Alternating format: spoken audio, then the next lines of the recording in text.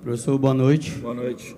Como explicar um primeiro tempo do Bahia, onde a equipe começa botando duas bolas na trave, pressionando, mas infelizmente acaba sofrendo o gol e vai para o intervalo, para o vestiário, perdendo o jogo?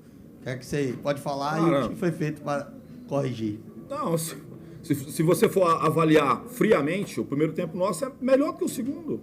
A única diferença é que, infelizmente, as bolas não entraram.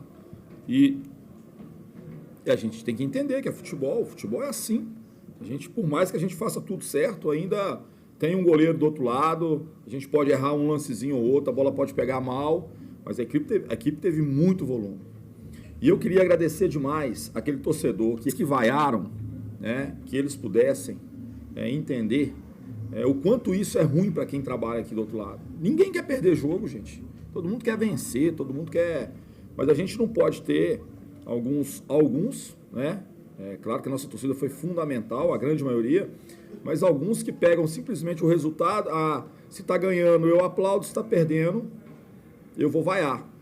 Poxa, a gente precisa, principalmente quando a gente tem mais 45 minutos pela frente, e eu falei isso com os atletas no vestiário, a gente precisa de... Eles precisavam só de apoio. Gente, vamos lá, vocês estão jogando bem, vamos continuar, não desorganiza, não deixa o aspecto emocional poder influenciar nas tomadas de decisão. Vamos com tranquilidade que daqui a pouco a gente vai conseguir fazer o primeiro. Vamos pensar no primeiro gol. Nós estamos perdendo, vamos fazer o primeiro gol. Depois do primeiro, nós vamos pensar no segundo. Depois, fizemos o segundo, vamos buscar o terceiro. Fez o terceiro, vamos buscar. E é assim que a gente trabalha. Então, assim, fica um agradecimento enorme para aqueles que ainda reconheceram no primeiro tempo uma grande atuação da equipe.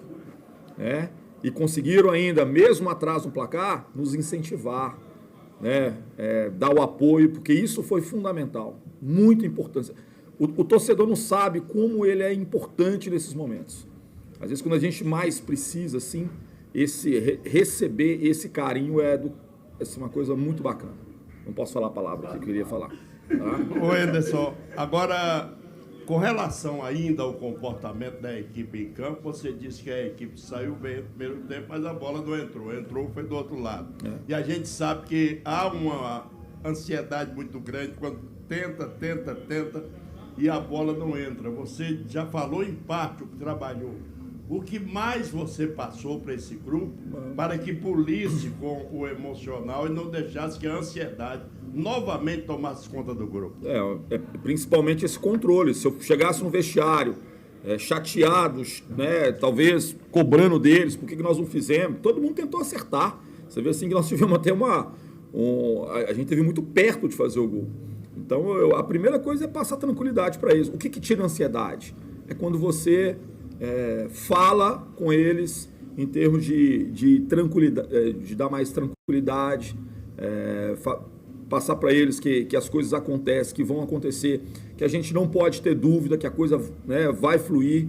Nós vamos sair a gente vai fazer o gol de empate, é ter paciência. Nós temos mais 45, 50 minutos para poder jogar. E a gente estava jogando bem, muito bem.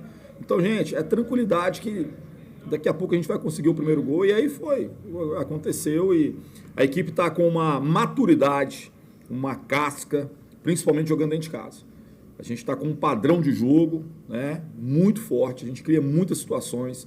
A gente faz o adversário sofrer muito, assim, em termos defensivos deles. Né, e a nossa ofensividade está fazendo com que a gente possa criar grandes oportunidades. Anderson, boa noite, parabéns pelo resultado. O que você pode falar da atuação do Lucas Mugni, já que na quarta-feira você botou ele no banco de reservas, hoje ele voltou a ser titular, pegou a responsabilidade para si de cobrar o pênalti, de marcar esse empate do Bahia, né, que deu gás, vamos dizer assim, à equipe, e ele também deu uma assistência, né? O que você pode falar da atuação do jogador e dele em si? É um jogador que a gente confia muito, a gente sabia. O que acontece? A gente está numa sequência de jogos, a gente tem que fazer algumas escolhas. Essa semana nós perdemos 3 jogadores titulares da equipe. Nós ficamos 12 dias treinando, preparando uma equipe, e no primeiro jogo, e o Danilo agora, antes de começar o segundo jogo, depois desse período, também acabou sofrendo uma lesão. Nós perdemos 3 jogadores titulares. Então a gente tentou, dentro das possibilidades, fazer né, sem tempo para poder treinar, fazer uma composição para fora de casa, para ver se a gente conseguia ter um pouquinho mais de sustentação. E acho que a gente melhorou nesse aspecto. A gente criou boas oportunidades. A gente poderia ter saído na frente do jogo contra a Ponte, ou ter empatado no começo do segundo tempo, mas não aconteceu. O que a gente tem que entender é que, provavelmente, nesses próximos jogos, a gente vai fazer mais alterações. A gente precisa deixar esse grupo todo bem preparado para aquilo que a gente vai enfrentar ainda. Dificilmente a gente vai ter um atleta que vai conseguir jogar todos os jogos. Então, dentro da possibilidade, nós vamos, do encaixe da equipe, preparar da melhor forma possível para esses confrontos fora de casa agora. Anderson, há uma pergunta atrás, você falou que a equipe atingiu uma maturidade grande, jogando principalmente Sim. dentro de casa. E há de se comemorar, de se parabenizar o resultado de hoje, o volume que foi assombroso, como vem sendo dentro de casa. Mas o que é que falta para o Bahia adquirir essa maturidade jogando fora de casa? Você conseguiu conquistar alguns bons resultados, Sim. resultados expressivos, mas nos últimos o time não tem sido regular, não tem tido o volume que tem dentro de casa. Claro. E vem agora 2 jogos importantíssimos até para classificação. Criciúma fora de casa e Sport fora de casa. O que fazer para essa equipe também atingir essa maturidade fora de casa e manter essa regularidade e esse volume de jogo contra os adversários fora de casa? Isso é o que a gente está buscando, cara. Assim, e aí, quando a gente faz algumas modificações, é para tentar buscar esse equilíbrio. Como eu te falei, acho que a gente teve um comportamento melhor contra a Ponte do que a gente teve contra o Londrina, por exemplo. Apesar de ter sofrido um pouco mais contra a Ponte. Mas acho que o time conseguiu argumentar um pouquinho mais. Mas é a nossa busca, é onde a gente está buscando, e eu estou trabalhando com eles constantemente nesse aspecto. Então pode ser uma formação tática diferente, pensar em alguma... É uma coisa que a gente tem que pensar. Avaliar, analisar o adversário, ver se a gente precisa de uma postura um pouco diferente, para que a gente possa manter esse nível, um nível de uma equipe que joga fora de casa, assim como tem jogado dentro de casa. Ô, Anderson, boa noite. Boa noite. Aproveitando o gancho de Baraúna, quando ele fala dos 2 próximos jogos fora de casa, a gente sabe que o Bahia ainda não venceu nesse retorno fora de casa. Mas só que... A gente não vamos possível que a gente possa fazer um bom jogo. É aquilo que eu falei, eu acho que a gente precisa melhorar o nosso rendimento fora de casa. A gente não é só o resultado. Como foi falado, assim, a gente teve bons resultados até. Ganhamos do Brusque, ganhamos do Operário, empatamos com o Vila. Não, mas o Operário não foi comigo, né? Brusque, Guarani. Empatamos com Londrina, empatamos com Vila, mas talvez o melhor jogo que nós fizemos fora de casa não foi pela Série B, foi pela Copa do Brasil contra o Atlético Paranaense. Nós jogamos muito bem aquele jogo, muito bem. Aquele sim foi um jogo que a gente argumentou bem. Tá? Nosso time é um time muito técnico, questão do campo, claro que às vezes prejudica um pouco, mas a gente precisa criar argumento para essas partidas e a gente vai buscar isso.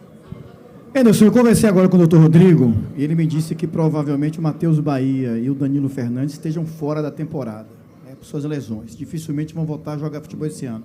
Como é que você trabalha isso internamente? Cara, eu preparei, desde o dia que eu cheguei, eu nunca deixei nenhum jogador para trás. Estão todos abraçados, estão todos, a gente dá atenção, a gente prepara bem. Por isso que a gente tem tranquilidade na hora de fazer essas mudanças. O Klaus teve que entrar no último, entrou. Vai ter que jogar, jogou. O Gabriel teve que entrar, entrou. E o Rezende teve que fazer uma outra função e fez. A gente prepara. É claro que quando a gente tem mais tempo, a gente dá para poder ajustar melhor. Quando não se tem tanto tempo assim, é na base da conversa, do vídeo. Mas a gente tem muita confiança em todos. Todos que estão hoje no Bahia têm condição de poder nos ajudar. E é assim que a gente continua. Eu não gosto de ficar lamentando as ausências. Eu gosto de enaltecer aqueles que estão à disposição. E sempre foi assim comigo e é da maneira que eu penso. Bom, Anderson, 2 perguntas em uma. A primeira diz respeito a uma suposta mudança tática que você diz que pode acontecer. Seria o caso já, pelo menos no próximo jogo, o Bahia entrar com 3 zagueiros e o Ricardo Goulart, jogador que a gente sabe que tem alta qualidade e que você já disse que ele precisa jogar para que volte justamente a ter minutagem, etc. O que é que pode você dizer sobre os 2 gols que ele perdeu 2 bolas na trave? Eu não sei até que ponto assim, a gente pode falar assim. Eu acho que que ele tomou 2 decisões corretas, errou um pouquinho na batida só, pegou um pouquinho mais embaixo. A primeira é uma situação muito mais difícil, pressionado, ele ainda conseguiu acertar a trave. Ricardo é um jogador de muita qualidade, maturidade, né? Então isso são coisas normais. É um jogador que sempre está ali para finalizar. É claro, como a gente tem falado assim, a gente tem todo o cuidado com ele para que ele possa gradativamente ir ganhando mais ritmo, né? Mas a gente tem muita confiança, sabe que vai ser um jogador muito importante, como já foi até no último jogo em casa, né? Ele fez um gol que foi decisivo aí para a gente contra o Vasco. A mudança tática eu ainda vou... Eu vou ter um pouquinho de tranquilidade, ver se eu consigo pelo menos dormir essa noite, mais tranquilo. Porque a cabeça do treinador nunca para de rodar, né? Então eu queria ver se eu consigo pensar nisso a partir de amanhã. Lá por volta das 8 horas da noite, assim, eu gostaria de começar a pensar um pouquinho nisso, né? Não sei se eu vou conseguir, né? É um desafio, vamos ver. Mas pode ter certeza que a gente está pensando com cuidado para ver o que a gente faz da melhor forma possível. Tá bom, gente? Boa noite, boa noite. Obrigado, pessoal. Obrigado, pessoal. Estádio Esquadrão, o seu canal do YouTube com as notícias do futebol do Esporte Clube Bahia. Diariamente postando notícias e informações do nosso Esquadrão de Aço. Inscreva-se no nosso canal e fique sabendo de tudo do nosso tricolor.